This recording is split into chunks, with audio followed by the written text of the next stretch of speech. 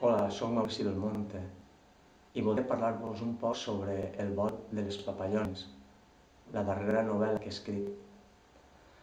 Igual com cada dia el sol s'amaga pel ponent i amb ell s'endú els secrets que han contemplat al llarg del dia, de la mateixa manera, una eruga, el cuc, quan arriba a la seva maduresa, es tanca en secret en el seu capoll i es transforma a poc en una papallona que anirà volant de flor en flor. Igual com també les ones van i venen en la mar i els pensaments de les persones també venen i van transformant la seva manera de viure cada dia. També a la novel·la El vol de les papallones hi ha un secret, hi ha un joc.